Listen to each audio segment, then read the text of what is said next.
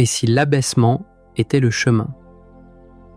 Écoute ce que le Seigneur promet à celui qui accepte de descendre pour nous. Mon serviteur réussira, dit le Seigneur. Il montera, il s'élèvera, il sera exalté. La multitude avait été consternée en le voyant, car il était si défiguré qu'il ne ressemblait plus à un homme. Il n'avait plus l'apparence d'un fils d'homme.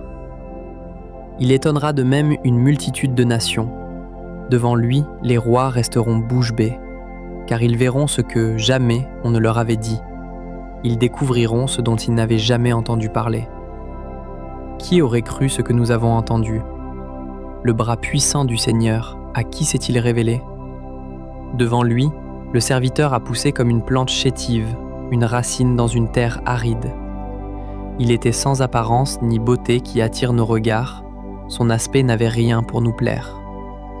Méprisé, abandonné des hommes, homme de douleur, familier de la souffrance, il était pareil à celui devant qui on se voile la face, et nous l'avons méprisé, compté pour rien. En fait, c'était nos souffrances qu'il portait, nos douleurs dont il était chargé.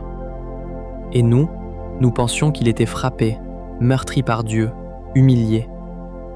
Or, c'est à cause de nos révoltes qu'il a été transpercé, à cause de nos fautes qu'il a été broyé. Le châtiment qui nous donne la paix a pesé sur lui. Par ses blessures, nous sommes guéris. Nous étions tous errants comme des brebis. Chacun suivait son propre chemin. Mais le Seigneur a fait retomber sur lui nos fautes à nous tous. Maltraité, il s'humilie, il n'ouvre pas la bouche. Comme un agneau conduit à l'abattoir, comme une brebis muette devant les tondeurs, il n'ouvre pas la bouche. Arrêté, puis jugé, il a été supprimé. Qui donc s'est inquiété de son sort? Il a été retranché de la terre des vivants, frappé à mort pour les révoltes de son peuple. On a placé sa tombe avec les méchants, son tombeau avec les riches. Et pourtant il n'avait pas commis de violence. On ne trouvait pas de tromperie dans sa bouche. Broyé par la souffrance, il a plu au Seigneur. S'il remet sa vie en sacrifice de réparation, il verra une descendance, il prolongera ses jours. Par lui, ce qui plaît au Seigneur réussira. Par suite de ses tourments, il verra la lumière, la connaissance le comblera. Le juste, mon serviteur, justifiera les multitudes, il se chargera de leurs fautes.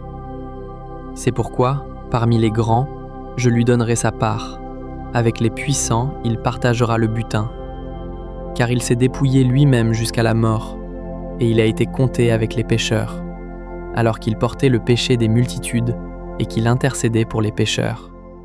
Amen.